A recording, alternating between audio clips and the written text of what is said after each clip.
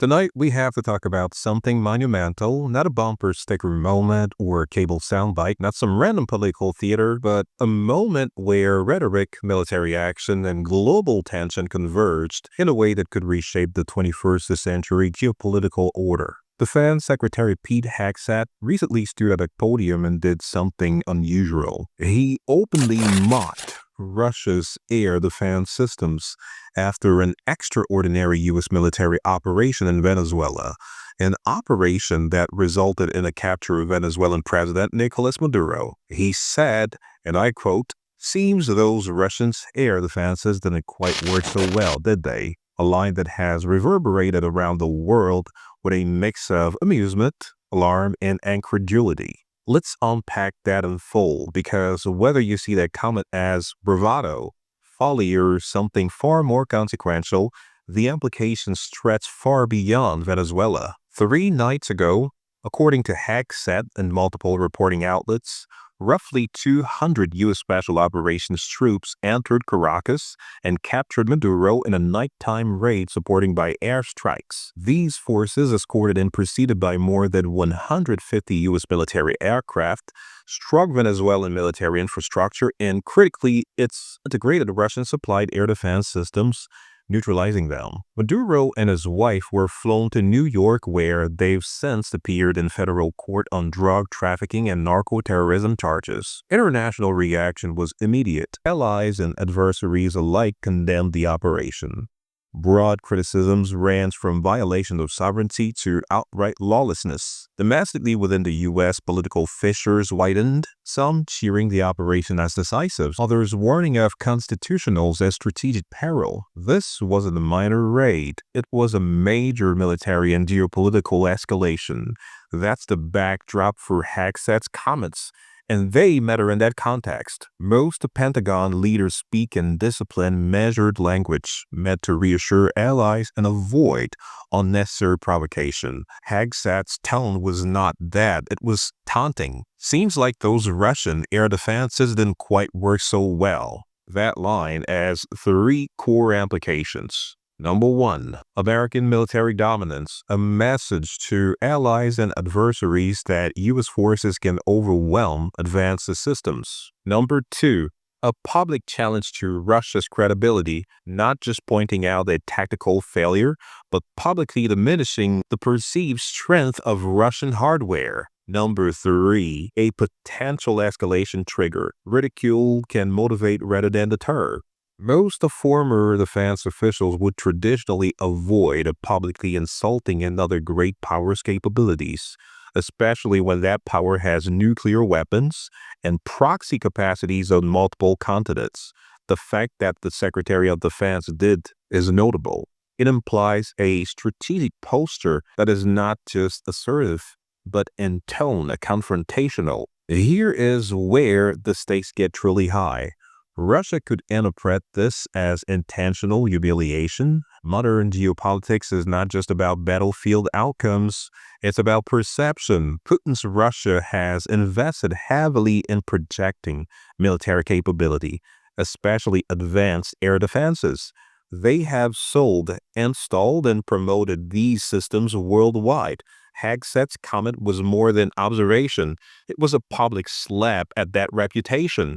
If the Kremlin interprets this as deliberate weakening of their standing, retaliation becomes more conceivable. Russia might respond by doubling down in other theaters. Look at how conflicts have escalated historically. When a great power feels strategically or reputationally threatened, it often escalates elsewhere, not necessarily in the same location. Russia can strengthen its involvement in Ukraine, the Middle East, or Africa, moving assets, advisors, or proxies more aggressively.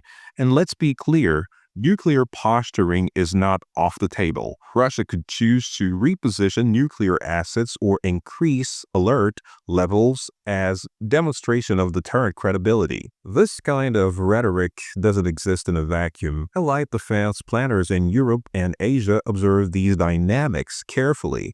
If Moscow sees Washington as unduly provocative, it might feel just in hardening its military posture. NATO countries could find themselves caught between U.S. strategic messaging and Russian escalation in Europe. And if Russia decides to treat U.S. rhetoric as signaling a broader strategic posture against Moscow itself, not just its allies or proxies, we could see increased deployments of Russia forces along NATO borders, cyber operations, a renewed arms race-like escalation. This is not theory.